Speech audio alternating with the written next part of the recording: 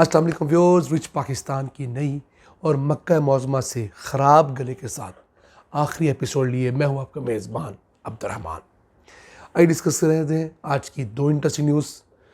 Pakistan railway ने मुल्क के अंदर 440 गुड वैगन्स बना ली हैं, यानी सामान की तरसील के लिए जो वैगन्स दरकार होती हैं वो 440 हमने ख़ुद बनाई हैं। एक आम डेवलपमेंट है। इसके पैरेलल हम लोग जदीद तरीन और तेज़ रफ्तार पैसेंजर कोचेज़ भी बना रहे हैं। इस खबर को डिस्कस करेंगे। जबकि आज की दूसरी खबर, खैर पख्तूनख्वा में एक अहम यूनिवर्सिटी ऑफ लकी मरवत पर काम का आगाज़ हुआ था। अब खबर आई है कि इसका 62% स्ट्रक्चर बनकर मुकम्मल हो गया है। मज़ीद की तफसीलात हैं आज की वीडियो में अक्सर डिस्कस करेंगे, लेकिन पहले चलते हैं आज की सबसे अहम खबर की तरफ। पाकिस्तान रेलवे ने 440 गुड्स वैगन्स पाकिस्तान में बना ली हैं।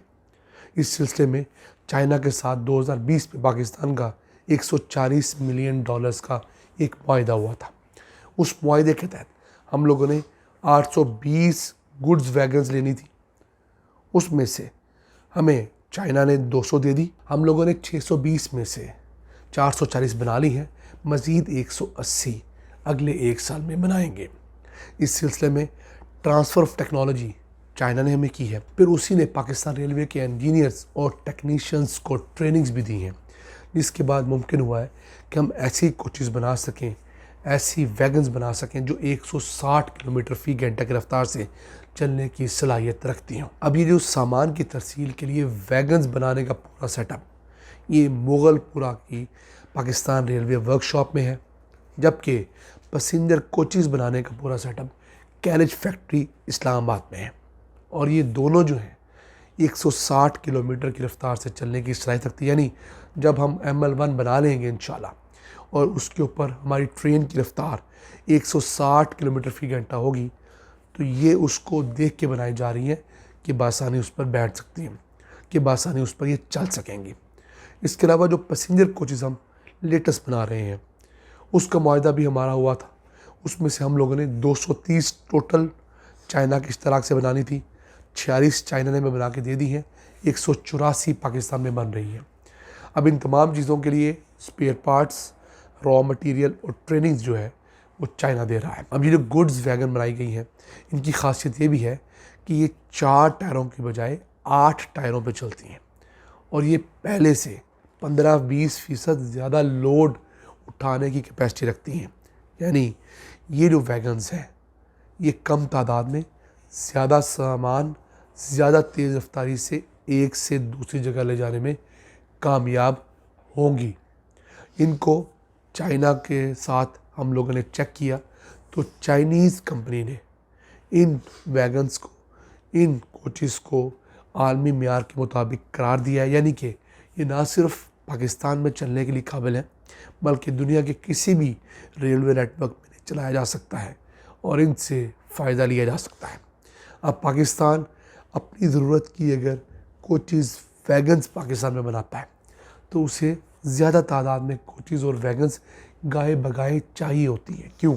हमारे जो पुरानी वैगन्स हैं, पुरानी कोचेज़ हैं, वक्त के साथ साथ वो डिटेरेट हो रही हैं तो स्लो चलती हैं, उनके ऊपर सामान कम लादा जाता है।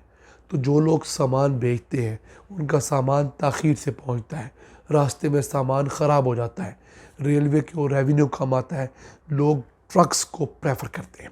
लेकिन अगर रेलवे भी अपने सिस्टम के अंदर तेज़ रफ्तार कोचेज़, इंजन्स तमाम चीज़ डालेगी तो उससे लोग ज़्यादा सामान इसके ज़रिए भेजेंगे और रेलवे का मुनाफा, रेवेन्यू पहले से कहीं ज़्यादा बढ़ जाएगा।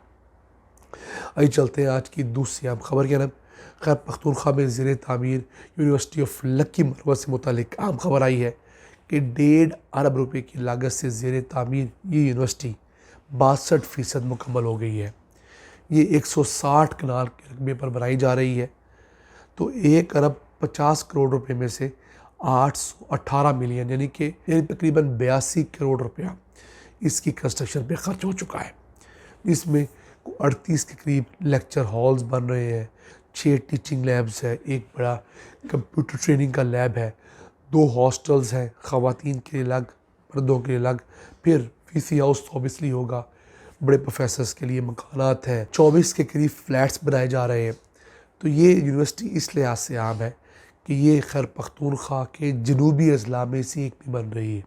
जैसा कि हम आपसे गाय बगाए डिस्कस करते रहते हैं कि पंजाब की तरह खैर पख्तूनख्वा के जनूबी अजला जो है उनको भी हमेशा इग्नोर किया गया है। क्यों?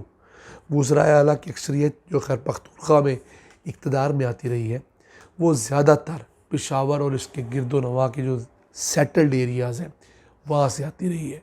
जनूबी अजला जो है या फाटा के साथ जो अजला लगते थे वहाँ पर एज सच कभी CM बना ही नहीं, और अगर कभी बना भी उसने कोई परफॉर्मेंस नहीं दी। इस दफ़ा चूँकि CM जनूबी अजला का है तो उन्होंने जनूबी अजला के ऊपर फोकस किया है।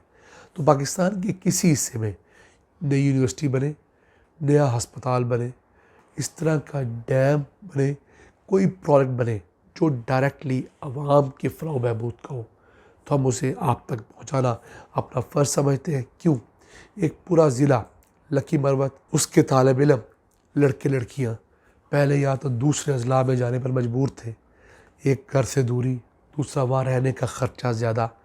फिर ऐसे तालिब इल्म या स्पेशली ऐसी हमारी तालबात जिनके वालिदैन उन्हें आउट ऑफ डिस्ट्रिक्ट भेजने पर राज़ी नहीं होते, वो तालीम और स्पेशली आला तालीम छोड़ने पर मजबूर थी। तो इस तरह की यूनिवर्सिटियाँ जो पाकिस्तान के दूर दराज के इलाकों में बन रही हैं, पसमानदा इलाकों में बन रही हैं, वो यूनिवर्सिटियाँ पाकिस्तान में वाकई एक बड़ा एक तब्दीली का सफ़र शुरू करेंगी। उन इलाकों के अंदर जब पढ़े लिखे नौजवान होंगे तो ज़राअत में भी वो तालीम लेकर आएंगे, इंडस्ट्री में भी लेकर आएंगे, एजुकेशन में नए जो ट्रेंड्स हैं मुतारफ़ करवाएंगे। और उम्मीद है कि आहिस्ता आहिस्ता हम वो दिन ज़रूर देखेंगे जब पाकिस्तान के हर ज़िले में उसकी अपनी यूनिवर्सिटी होगी और हर ज़िला अपनी यूनिवर्सिटी के साथ दूसरे ज़िले को कम्पीट कर रहा होगा, और हमारी यूनिवर्सिटीज़ में रिसर्च एंड डेवलपमेंट का रवाज भी फ़रोग़ पाएगा। नाज़रीन, ये था आज का एपिसोड। हमें उम्मीद है आपको पसंद आया होगा। अपनी सजेशंस, अपनी आरा से हमें आगाह रखा करें। अपने मेज़बान अब्दुर्रहमान को ख़राब गले के साथ इजाज़त दीजिए। अल्लाह के बाद।